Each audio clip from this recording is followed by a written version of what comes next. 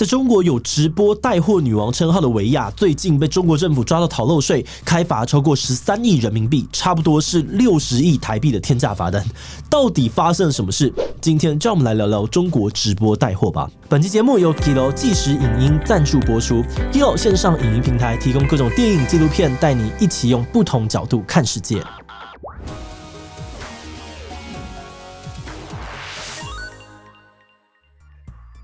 Hello， 大家好，我是志奇。最近这几年，直播带货在中国非常流行哦。其中被称为带货女王的直播主维亚，一年的营业额就超过了400多亿，还因为超强的带货能力，被中国官方颁了扶贫大使、38红旗手等等的荣誉。但没有想到，在去年的12月，扶贫大使维亚竟然被抓到逃漏税，被当局开罚了13亿人民币的罚单。不少中国网友就赶快说：“我的祖先从猴子开的工作都赚不了他一张罚单的钱。”那今天我们就要从这个事件开始来讨论看看维亚到底是谁，中国的直播带货为什么那么流行，而带货女王倒下之后又会发生什么事呢？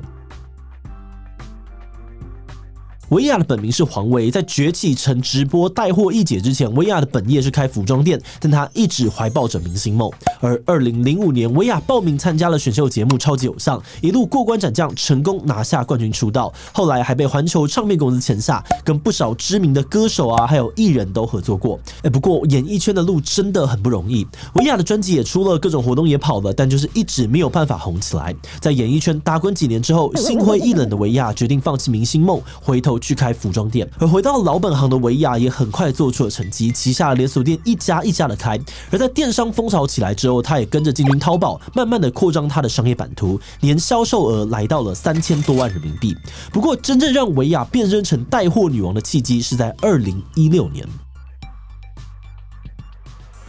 2016年被称为是中国直播带货元年哦，当时直播产业已经流行了一段时间，那就开始有电商想到说，可以用直播来卖东西。没想到一做下去，我就发现，直播带货生动又煽动，这个卖东西的效果比一般平面广告强太多了。而看到这个成果之后呢，电商龙头淘宝还有京东也都跟上，在自己的 App 里面开直播平台，很积极的培养新的直播主，而电商平台的直播带货战正式开打。也就是在这一年，维亚加入了淘宝直播的行列。而在这里找到了新的天地，可能是因为他过去的艺人训练，再加上强大的生意头脑，维亚开直播没几个月就达成了成交金额破亿的惊人数字。后来他参加淘宝举办的直播 PK 比赛，也打败了很多名气比他更大的直播主，成功的夺冠。不少人认为呢，维亚成功的关键是他的人格魅力，他把粉丝叫做维亚的女人，就像是大姐头一样帮你跟家人挑选好货，跟厂商凹折扣，甚至呢还会为了帮粉丝争取福利而跟厂商公开对干。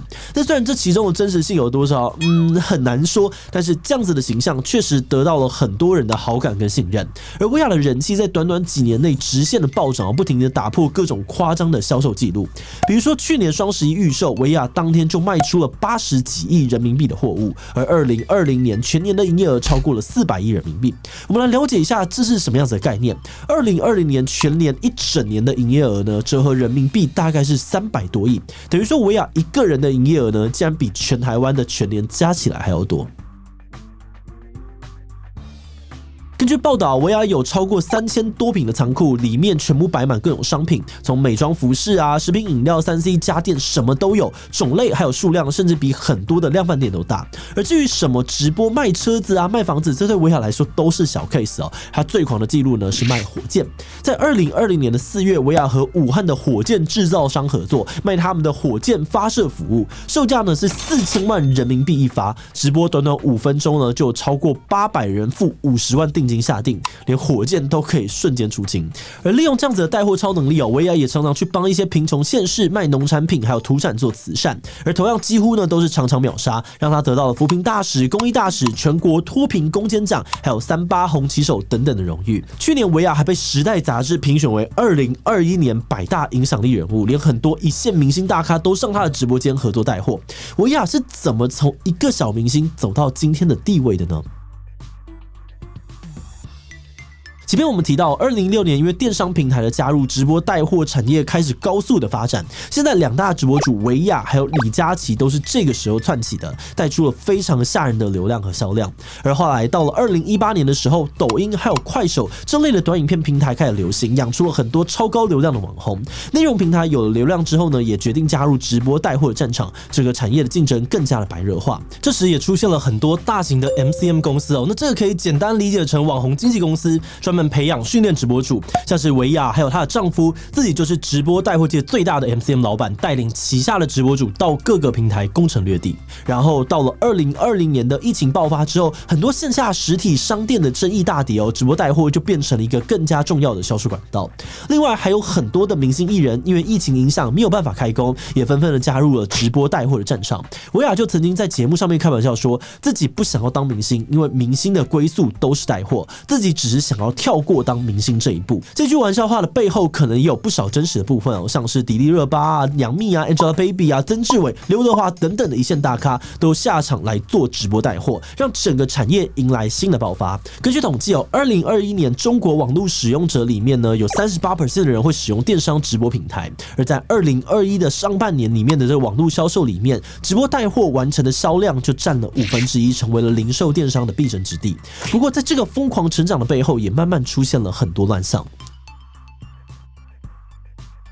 根据调查，大部分中国人呢之所以喜欢用直播带货，除了因为看直播主带货比较生动有感，另外一个大原因是便宜。因为直播主的下单量够大，可以跟厂商谈到全网最低价，或是多凹一些赠品之类的。而不同直播主之间呢，也会互相竞争，有的时候会因为自己的粉丝买贵而直接跟厂商撕破脸。不过这种折扣战其实对消费者来说也不见得是好事。经常有消费者投诉说，因为相信直播主看到价格很便宜就下单，没有想到呢回来却发现是山寨的假货。出事又找不到人来处理，而且这种卖山寨货的丑闻已经变成了普遍现象，不只是小直播主会有，连维亚那么大的直播主也不时被指控卖假货。而另外找直播带货卖东西的厂商呢，也对直播主有很多的抱怨，因为直播主的主要收入之一呢是商品抽成，有的直播主就会在流量啊还有交易额上面灌水，拿到佣金之后呢，再把货退回去，用种种造假的手法来骗厂商的钱。那就是这一点呢，其实在去年初中国政府就已经祭出了一连串的政策，严格的禁止卖假货啊、数据灌水、刷单等等乱象。但当时也已经有人议论说，政府是不是要开始收紧对直播带货的管制了呢？不过没有想到的是，后来真正动摇整个产业的反而是逃税问题。中国直播主逃税并不是什么太意外的消息，过去有一些比较大型的直播主因为涉嫌逃税被抓到，但是两大龙头李佳琦跟维亚面对这样子的质疑，一直都坚持有合法缴税，过去也都没有出事。没有想到呢，在去年的12月20日，杭州市税务稽查局呢突然发出了公告，说调查发现维亚逃税6亿人民币，加上罚单的金额呢，总共要开罚13.4亿人民币。而且很快的呢，几家官媒就连续的刊出文章，警告直播带货不是法外之地，强调这是给每一位网络主播的警钟等等。那带货女王逃漏税的消息一出来呢，马上在中国的各大社群烧起来，热度压过了当时声势最大的王力宏事件。不少人的讨论都围绕在2个问题上：第一，维亚赚那么多了，为什么要逃税？第二，13亿人民币到底是什么概念？像是中国网友就表示呢，13亿听起来很多啊，但是你只要你有脑子肯努力，假设每个月工资5000人民币，也就2万多年就挣到啦。而至于维亚本人呢，很快就出面道歉认错，承诺会补缴罚款后改进。但当天晚上，从淘宝直播啊、微博、抖音、小红书等等所有的社群平台，全部都封了维亚的账号。带货女王呢，在一夕之间被全网封锁。维亚落马表面上面看起来只是一个有钱人逃漏税被抓，没有什么大不了的但依照中国的政治惯例，这种公开罚则再加上官媒点名批评，其实就有政治表态的意味。所以很多人就在追问说，那这次抓逃漏税究竟是针对维亚个人的单一事件呢，还是说中国政府出手的背后有整顿整个直播带货产业的意图？有不少外媒认为中国政府大动作抓维亚，很可能是过去1年反垄断、娱乐圈整顿还有共同富裕等等的产业整顿政策的延续。像是官媒中国新闻网呢，在评论这次事件的时候，除了批评逃漏税问题之外，也把这次行动定调成调节收入分配、促进共同富裕政策的一部分，就让有些人怀疑这次的事件没有那么的单纯。另外，就对产业的影响来说，因为维亚是直播带货的半壁江山旗下还有很庞大的直播带货帝国，很多人都担心它倒下之后会对整个产业造成冲击。再来，也有新闻报道指出，在维亚之后，上千名直播主还有艺人抢着补缴税，大型的经纪公司呢，还有电商平台也都开始自主审查逃税的状况，而整个产业呢都开始皮绷紧了。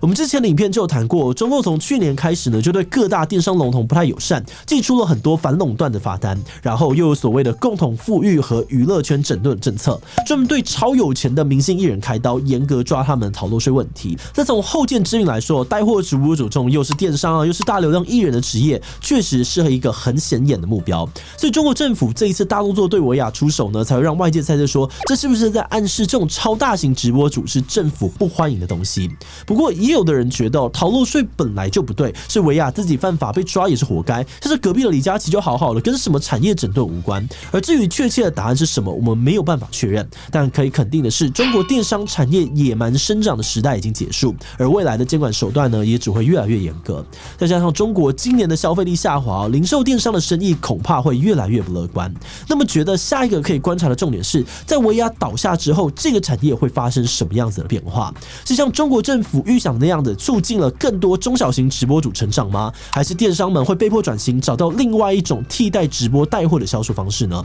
这就需要更多的时间观察了。那影片的最后呢，我们想来问大家，你觉得中国的直播带货未来会发生什么样的变化呢？ A. 有更多中小型的直播主分到流量，对整个产业更健康。 B. 没有变化，一个维亚倒下，大家还是会捧出下一个带货女王。 C. 直播带货要玩完了，电商们呢会找到别的方式来卖货。D. 其他留言告诉我们吧。最后，如果你喜欢今天的影片，欢迎分享出去，让更多人认识中国直播带货。此外呢，也可以点击这个地方看共同富裕以及中国明星逃漏税的讨论。那么今天的这一期就到这边告一段落，我们明晚再见喽。